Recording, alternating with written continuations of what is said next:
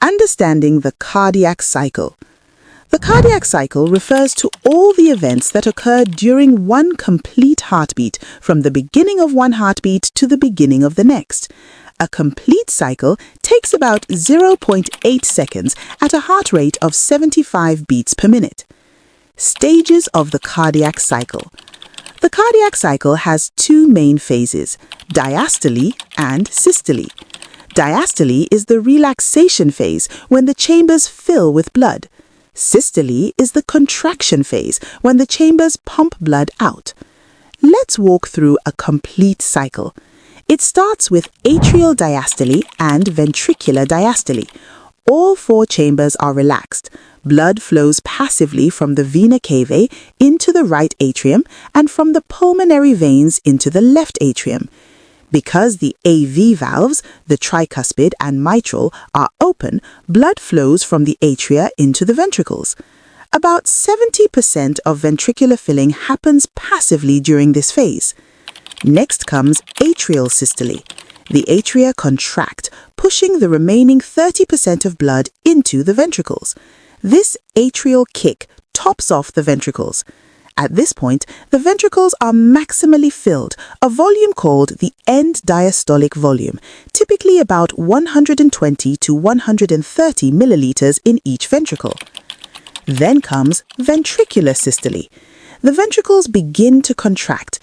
Pressure inside them rises rapidly.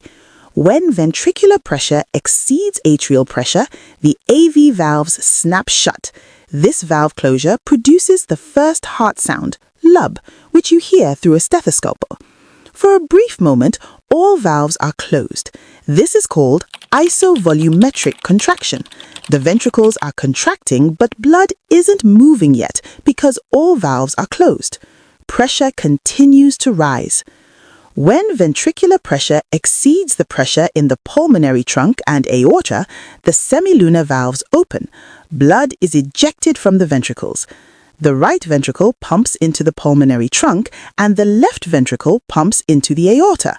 This is the ejection phase. The ventricles don't empty completely. Typically about 70 milliliters is ejected from each ventricle. This is the stroke volume. The blood remaining in the ventricles, about 50 to 60 milliliters, is the end systolic volume. As the ventricles begin to relax, pressure inside them drops.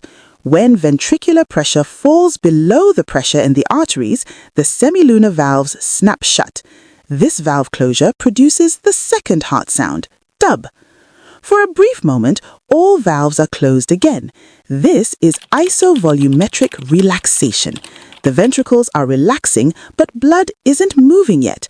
Then, when ventricular pressure falls below atrial pressure, the AV valves open and the cycle begins again with ventricular filling. Heart sounds. The two main heart sounds you hear with a stethoscope are S1 and S2. S1, the lub, is caused by the closure of the AV valves at the beginning of ventricular systole. S2, the dub, is caused by the closure of the semilunar valves at the beginning of ventricular diastole. Sometimes you might hear additional sounds. S3 is a third sound that can occur during rapid ventricular filling. It's normal in children and young adults, but can indicate heart failure in older adults. S4 is a fourth sound that occurs during atrial contraction.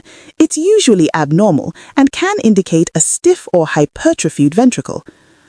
Heart murmurs are abnormal sounds caused by turbulent blood flow, often due to valve problems. A stenotic valve is too narrow, restricting blood flow. An insufficient or regurgitant valve doesn't close properly, allowing backflow. Electrical activity of the heart. Throughout the cardiac cycle, electrical events precede mechanical events. Depolarization, the electrical activation, comes before contraction. Repolarization, the electrical recovery, comes before relaxation. On an ECG, the P wave represents atrial depolarization and occurs just before atrial contraction. The QRS complex represents ventricular depolarization and occurs just before ventricular contraction. The T wave represents ventricular repolarization and occurs during ventricular relaxation. Join our AfroNurse Academy family by hitting that subscribe button. We're here to help you succeed in your nursing journey.